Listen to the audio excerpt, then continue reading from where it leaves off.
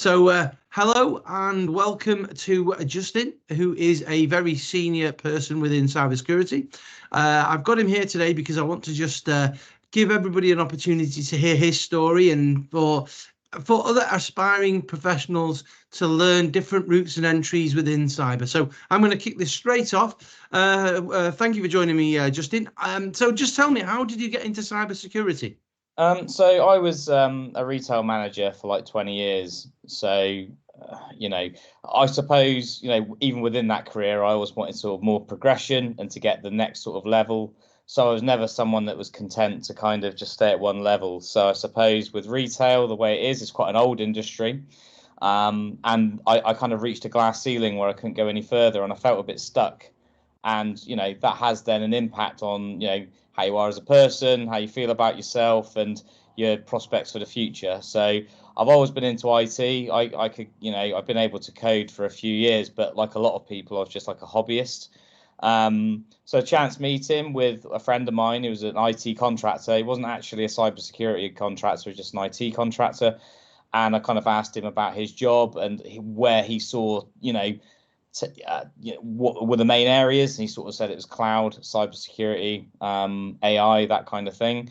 And I suppose cybersecurity interested me because I'm quite a curious person, and there's a lot of crossover skills that people don't realize. Things like auditing, things like how you interact with people. So you need to be able to speak to technical audiences, to the exec, to get your point across, to get the buy-in of why security is important, I guess. And that investigatory kind of skill came from my previous job. I've had to do like numerous disciplinaries and fact find and all that kind of stuff. So when you look at it and you remove the technical, which is very, very important, I'll come on to that in due course. But I think you need to have a curious mind and you have to be quite driven. I don't think anyone is going to kind of give it to you. Certainly not. Absolutely, absolutely. So that sounds a very intriguing story. So when you realised, right, this is something you want to go into, what was your path? Did you do some boot camps? Did you do some certs? Did you do a collaboration of that? How did you actually then go about it? Well, I started off with, and I won't name the people I were with. I've got good and bad about them. I won't, for the purposes of this video, I won't mention them. But I did like the CompTIA A plus, Network plus, Security plus, and to me, that's the minimum someone should have. I mean, you've got cybersecurity degrees. I've never been on a degree, so I can't comment. But some kind of foundational knowledge, and Sec plus is a very good cert. It's bounded around out there. But what I will say is every man and his dog has got that cert. So I think people need to sort of manage their expectations that you're not just going to get a job because you got Sec Plus. You've kind of fulfilled the requirement that the minimum needed, but you will need to do some more. So I did the Sec Plus. Interestingly, I did CH, which I've got to say I was ill advised at the time. I wouldn't recommend it. I mean, HR seemed to love it still, which is bananas. I mean, I remember in a previous role, someone said, "Are you going to renew your CEH?" I'm like, "No, I'm not," because I don't like EC Council's, code of practice. And I think, in terms of a technical cert, it's not very technical.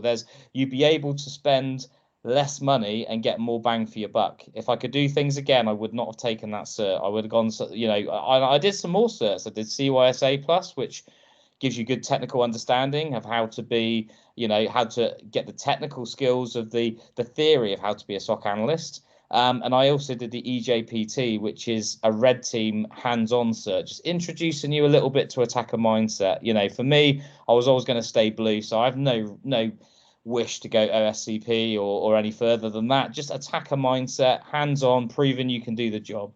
And then I kind of did blue team level 1, which again, to me, that's the creme de la creme. It's the OSCP of blue team. It pits you through a 24-hour exam and then a write-up afterwards. So it's about kind of managing your time within, a real life IR and what you would do. And, so yeah, that's what I did around certs. But coupled with that, I was trying to kind of get hands-on experience, which, a lot of people say you haven't got experience, but I would say, yeah, but there's things you can do. So I set up my own labs. I did, the try hack me stuff is really good because it does it in browser. But I think what employers, especially me on the other side of the table, I want to know how someone's configured their own labs. What hypervisor did they use? what was it about? Was it a seam lab? You know, did you kind of set up an attack box and know about the attack? Did you understand what the seam was showing you? You know, things like basics, like an attacker box of Kali Linux, and then go onto something like VulnHub and download some vulnerable machines such as Metasploitable or Keyoptrix, and then kind of, you know, get familiar with doing things like, you know, your reconnaissance, your OSINT, that kind of thing, looking at vulnerabilities that exist and how you can exploit that.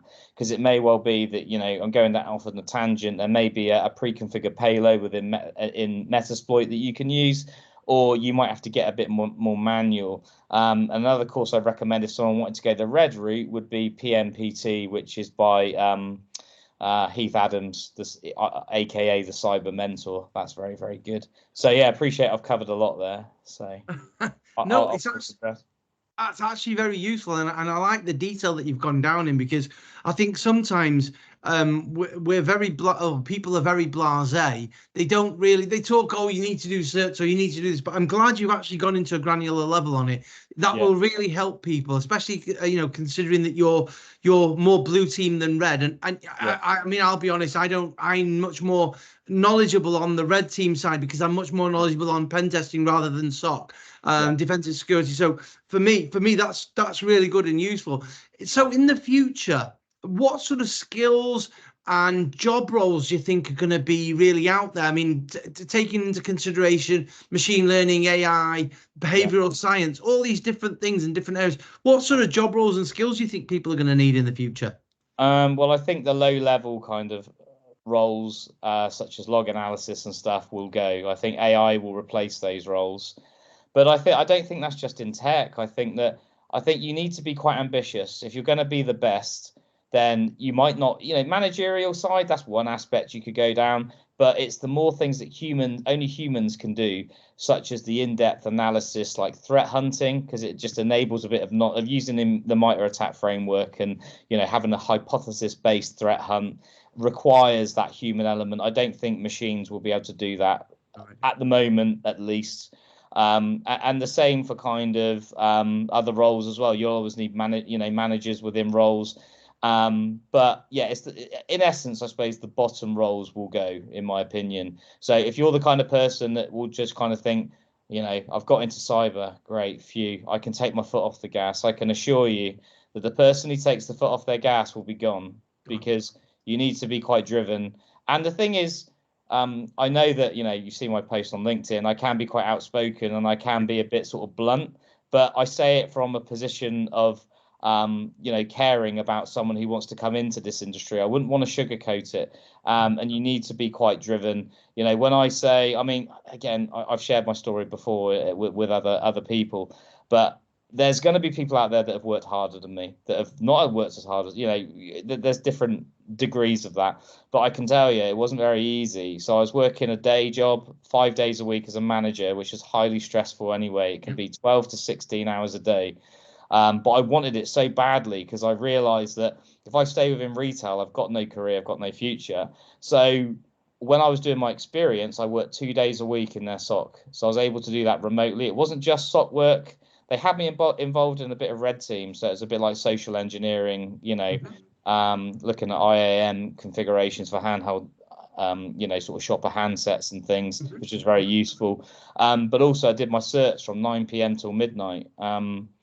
You know, but it just depends how bad you want it. I believe anyone can have anything if they want it bad enough. Because if someone says to you, you know, do this and that doesn't work, you know, I'd be the kind of person to go back and say, well, I've done this. What have I done? You know, tell me the brutal, honest truth. I always find to this day that with feedback, if someone just pats me on the head and said, oh, you know, good job, it's not really useful to me. The useful feedback are the people that are going to be a bit blunt and say you need to do this kind of thing. I couldn't agree more. I think, Justin, and I think one of the things that I feel is that um, we're of a certain generation, let's say, and I think for us it's all about go getting, and then looking at the situation and maybe learning where we have to amend or mold ourselves so that we still remain relevant. And Yeah. I think to some extent there's I mean, maybe I'd call it a soft underbelly, a little bit of the people coming through. They're almost feeling like they're entitled and they're deserving of the help without actually doing anything themselves. Yeah. You know me, I'm one of the most helpful people there is. I go out of my way to help people. But I think there is a tendency sometimes to just assume a recruiter or senior professional is just going to magic them a job. It doesn't work like that. You've had to work very hard. Most of the people I speak to in senior positions have all worked their socks off to get where they are. So I totally agree. I'm just going to add one small point before we close up. I totally agree about this, the future and the skills. And I think the one to keep the eye on will really be threat intelligence, because I think that's a culmination of behavioral science.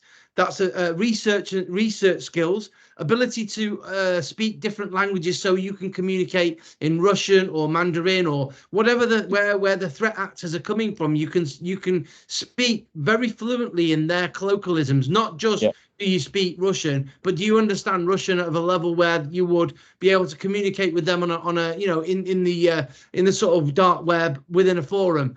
And I really genuinely believe that's the future. I think a lot of things are going to get automated.